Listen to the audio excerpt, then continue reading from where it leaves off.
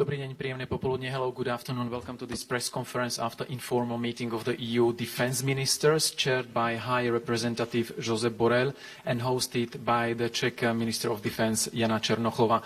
Both will inform you about the outcomes of the meetings, and then we will take few questions. I'm afraid we are running very late on time, so there might be only few questions. But first, let's hear what High Representative and Minister Černochová have to say. First, High Representative, you have the floor. Good afternoon. Sorry for being late, but you know the Council never finishes on time. And the work has not stopped. It has been a summer break, but I can tell you that the work and the international affairs, and especially in the Eastern Front, the war against Ukraine has not stopped. And today, back to office, the defense ministers, we discussed the developments in our security and defense policy, mainly in light of the Russian aggression against Ukraine. This has to be considered also from the point of view of its impact on global security environment, with different hotspots around the world, mechanism to move forward with joint procurement of our defense capabilities, and finally our concrete and practical support to Ukraine for their soldiers to continue their fight against the Russian invader. The Ukrainian Defense Minister, Mr. Reznikov, joined us by video conference and updated us on the latest development on the ground and on the most urgent needs for the Ukrainian army and priorities. We have to respond to these needs, and we unanimously agreed on this. The European Union stands united in support of Ukraine, and the member states remains ready to continue support as long as needed and as much as needed. But needs do not only concern resupply in terms of military equipment. And on that, during the summer, the figures that we have and our military staff has provided to us show that it has been continuing flow of military support. I read some news about a decrease on that. Nothing at all. The figures show that during the summer, the continued support and the flow of military equipment to Ukraine has continued and even increased. But they need also to regenerate their forces. It's not just warfare. It's also about how the war is conducted, the training of the soldiers, the training of the military structure. And there are many training initiatives on the way, but the needs are enormous, and we need to ensure the coherence of these efforts. And I can say that all member states agree clearly on that and on launching the work necessary to define the parameters for our EU military assistance mission for Ukraine. I'm not saying that this was decided today.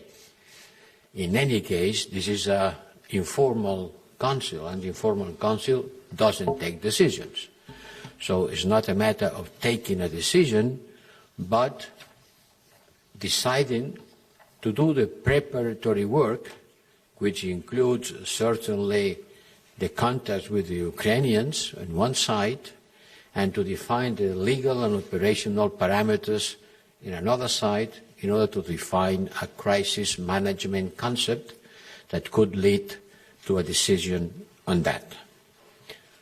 But it's clear that we need to be quick and ambitious, demonstrate added value, flexibility, once again based on the needs of the Ukrainian armed forces. And that's why today the Defense Minister of Ukraine has explaining us a list of activities to training activities at different level, at different time horizons, short, medium, and long term, that they need. And some member states remember that even before the war, they were proposing to take this kind of initiative, especially on the high-level military education, and not only the soldiers training. So we will swiftly take this work forward in close coordination with the member states through our technical bodies, and with Ukraine mainly, and other international partners. We also discussed the global consequences of Russia's invasion, together with the representative of United Nations, NATO, and the European Parliament. Globally, and in particular, our partners in the South, we are feeling the spillover effects of Russia's weaponization of food supplies, of grain exports, as well as energy supplies. And we are facing, not only us, the whole world is facing significant financial burdens resulting from the spiraling inflation and debt. That's why we are so glad to see that the Black Sea Grain Agreement worked so far. Congratulations again to the United Nations, and thanks to Turkey. The first shipment has arrived in Djibouti today. The Corn of Africa needs desperately grain from Ukraine. Millions of people are in a dire situation because this grain has been blocked until now. And we have to continue monitoring closely the implementation of this very much important agreement. On this crucial issue, we have been working closely with the United Nations, who has been playing an absolutely key diplomatic role in facilitating talks. NATO is also part of the discussion. Our political unity is rock solid, and our efforts are closely coordinated and mutually complementary. Since the first day of the Russian invasion, the European Union and NATO have been standing and working together in support of Ukraine, and the transatlantic link has shown to be more stronger than ever. Once again, multilateralism and transatlantic unity are our greater asset to respond to the challenges posed by the Russian aggression against Ukraine. But the security challenges are not just about Ukraine. It's not just about the war that Putin launched against the sovereignty and territorial integrity of Ukraine. There are other scenarios. We have already talked about Mali and Central African Republic, where Russia is increasing its negative influence through the Wagner Group that has led to human rights abuses, plundering of resources, and further insecurity. Russian mercenaries are posing a direct threat to the people in these two countries. We also work together in Bosnia and Herzegovina, where Operation Althea continues to play a key role for the stability and security in the country, in the Western Balkans that have a European perspective but facing a lot of problems. We have been working during the summer on trying to avoid a new crisis between Kosovo and Serbia, and I am very happy, as you know, that this talks has been very fruitful also.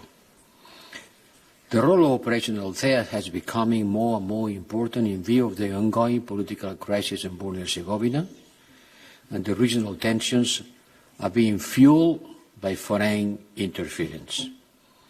Our commitment with Bosnia and Herzegovina will continue.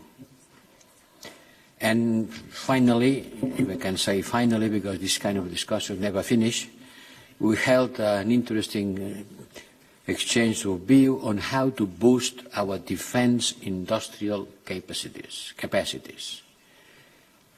You cannot talk about defense without talking about defense industry, and how to address capabilities and leveraging our economies of scale.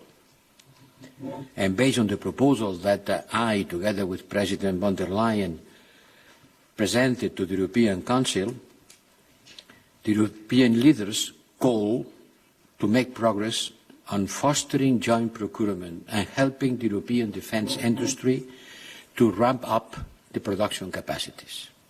It's going to be an increase on defence expenditure. It's going to be an increase on demand to the defence industry.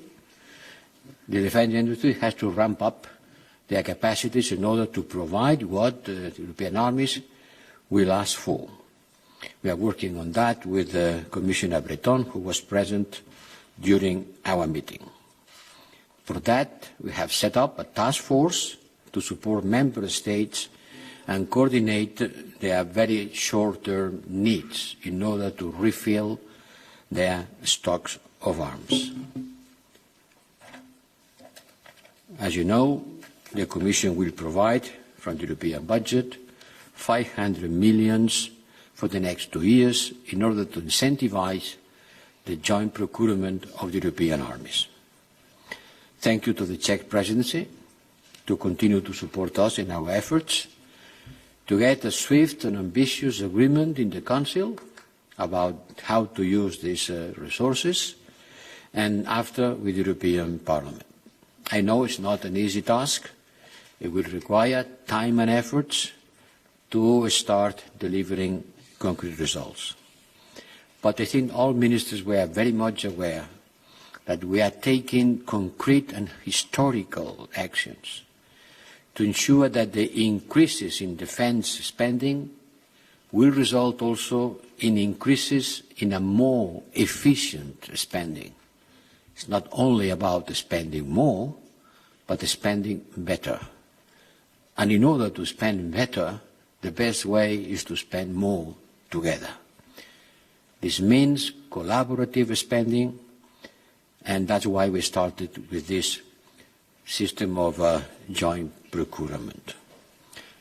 Minister, thank you very much for your hospitality, and thank you to all of you for your attention. Krásné odpoledne i za mě. Já jsem velmi ráda, že můžeme dnes hostit neformální setkání ministrů obrany Evropské unie. Je to první setkání od doby, kdy Česká republika převzala předsednictví v Radě Evropské unie.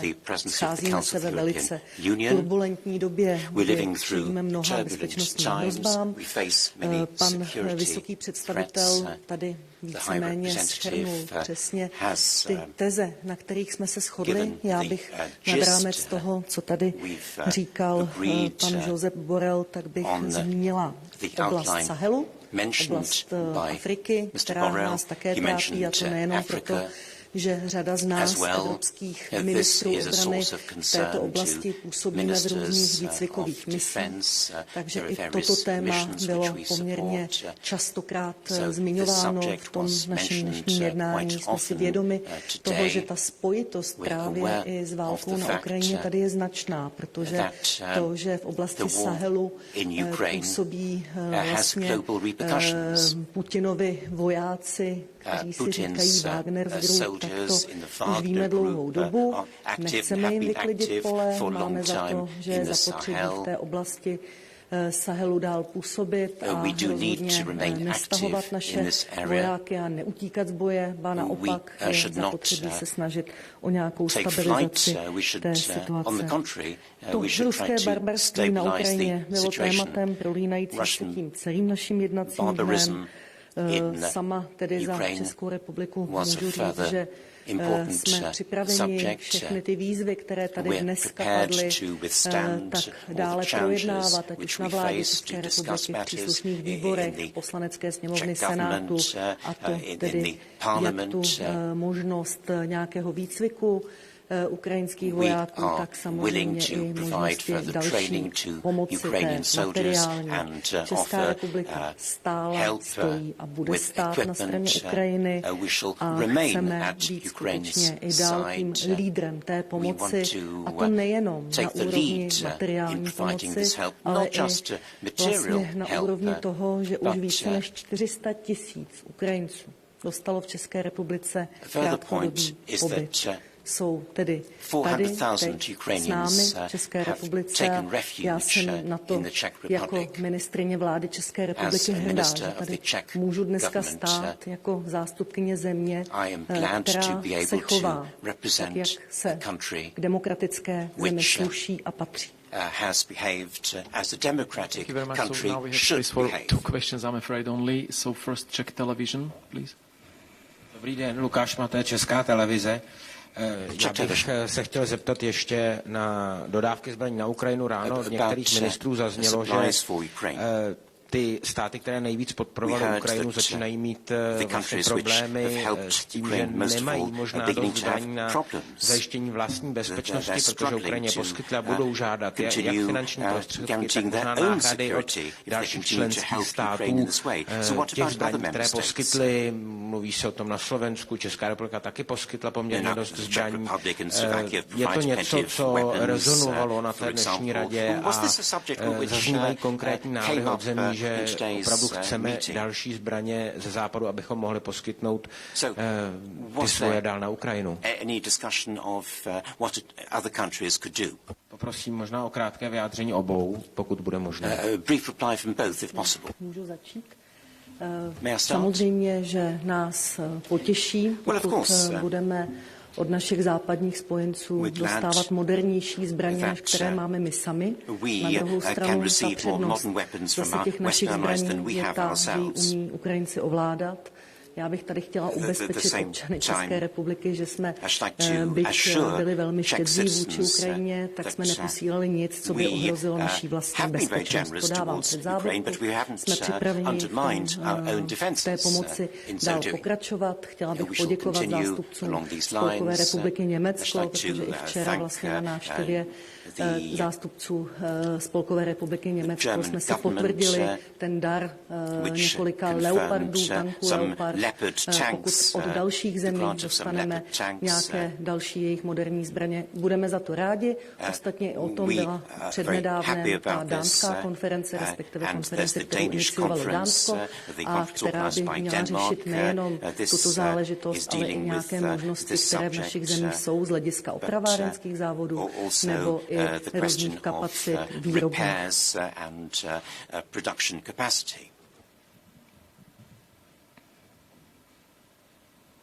Well, my answer goes more or less in the same way, in the same direction. You have to make the difference between the European Union effort on supporting Ukraine, where all member states participate according with their GNP, according with their economic size. And this is the European Peace Facility that has provided 2.5 billion euros until now. 2.5 billion until now. But this is a collective effort.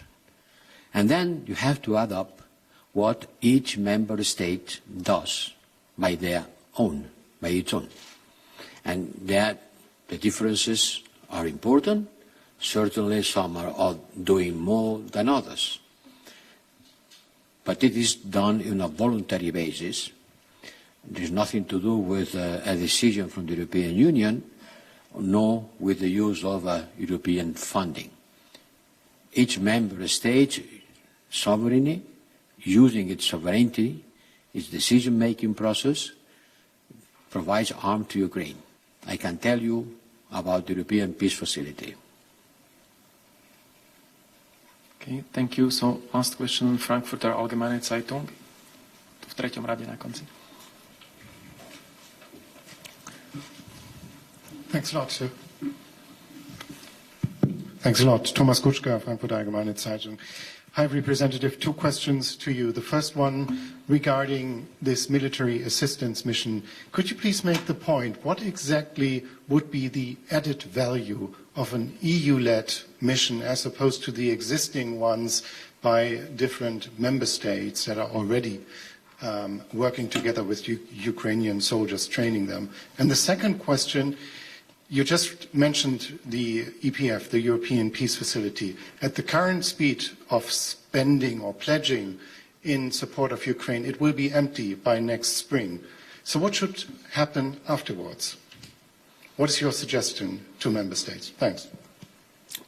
we'll have to take a decision before next spring. Let's take care of the everyday problem. Today the problem was not the future of the European Peace Facility. The European Facility has a budget of 5.7 billion. So we are far from exhausting it. This is about the European Peace Facility. About the content of the mission, it's clear that some training activities that are being done by some member states are well done at the level of member states. For example, if France provides a certain type of guns, they provide training, and they better than anyone else can provide this training because that's their guns, no? But there are several processes in order to make an army work which are related with the whole functioning of a complex body like an army. And the Defense Ministry of Ukraine has been explaining in the short term what they need, in the medium term what they need, in the long term what they need. And some of the needs they have explaining to us today, I'm sure it could be better provided pulling the capacities of the member states and looking for the speciality of each one of them. High-level training, organizing logistics, organizing military health, providing protection against nuclear, chemical or biological weapons. Well, that cannot be solved overnight, but we have to put the basis of an army who has to fight and will have to fight for quite a long time.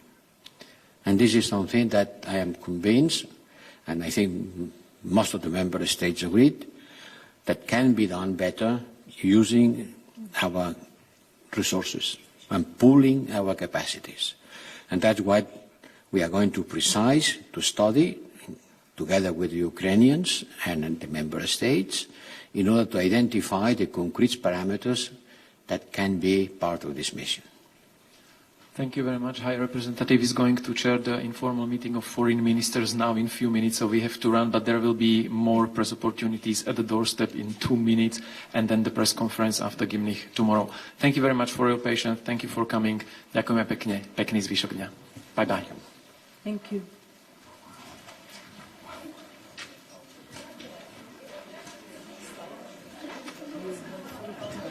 Huh? No. No.